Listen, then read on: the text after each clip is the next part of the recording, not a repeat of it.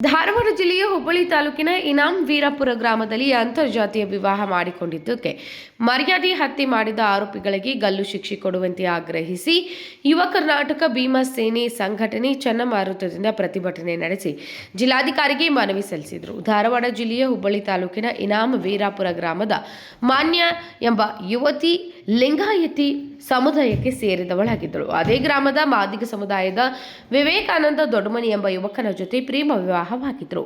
3 ವರ್ಷದಿಂದ ಪರಸ್ಪರ ಪ್ರೀತಿಸಿ ಕಾನೂನಿನ ಪ್ರಕಾರ ಉಪನೋಂದಣಿ ಇಲಾಖೆಯಲ್ಲಿ ಮದುವೆಯಾಗಿ ತಮ್ಮ ಜೀವನವನ್ನು ನಡೆಸುತ್ತಿದ್ದ ಯುವತಿಗೆ ಕೊಲೆ ಮಾಡಿದ ಆರೋಪಿಗಳಿಗೆ ಕಠಿಣ ಶಿಕ್ಷೆ ನೀಡಬೇಕೆಂದು ಆಗ್ರಹಿಸಿದರು.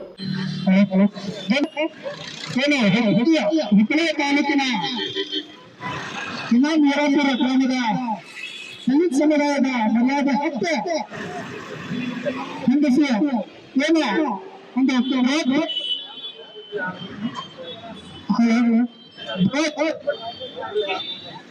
ಪ್ರತಿ ವರ್ಷ ಯಾಕಂದ್ರೆ ನಮ್ಮ ಬೆಳಗಾವಿ ಜಿಲ್ಲೆದಲ್ಲಿ ಕಳೆದ 2 ವರ್ಷ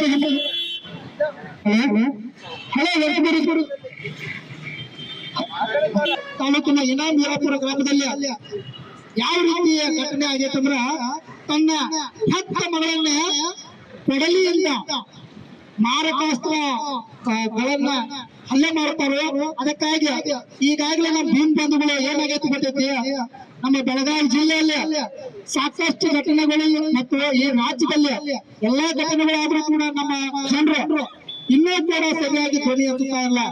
ಈಗ ಹುಬ್ಬಳ್ಳಿ ಮತ್ತು ಧಾರವಾಡದಲ್ಲಿ ಘಟನೆ ಆಗತೈತಿ ಅಷ್ಟೇ ಅಲ್ಲ, ಇಲ್ಲಿ ನಮ್ಮಲ್ಲಿ ಕೂಡ ಆಗ್ಬಾರ್ದು.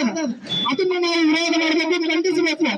ನಮ್ಮ ಬಂಧುಗಳು ಏನ್ ಮಾಡ್ತಾರೆ, ಯಾರೋ ಒಂದು ಕಾರ್ಯಕ್ರಮ ಮಾಡ್ರಿ, ಅವ್ರ ಜೊತೆ ಸೇರಿ ಇವ್ರ ಜೊತೆ ಸೇರಿ ಅದನ್ನೆಲ್ಲ ಕೊಡ್ಬೇಕು. ಬಾಬಾ ಸಾಹೇಬ್ ಜೊತೆ ನಾವು ಇರೋದು, ಬಾಬಾ ಸಾಹೇಬ್ರ ಅನುಯಾಯಿಗಳು ನೇರವಾಗಿ ಏನು ಅನ್ಯಾಯ ಆಕ್ರಮಣಗಳಾಗ್ತಾವೆ ಅದನ್ನು ವಿರೋಧ ಮಾಡಬೇಕು, ಖಂಡಿಸಬೇಕು.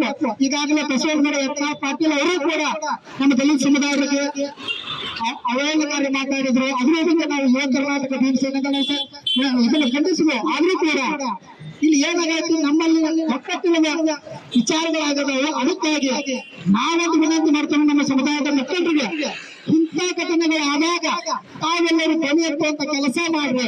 ಇದು ಮಾನ್ಯ ಘಟನೆ ಅಲ್ಲ, ನಮ್ಮ ಮನೆಯ ತಂಗಿ ಘಟನೆ ತಿಳ್ಕೊಳ್ಬೇಕು. Krishna, KMM news, Belagavi.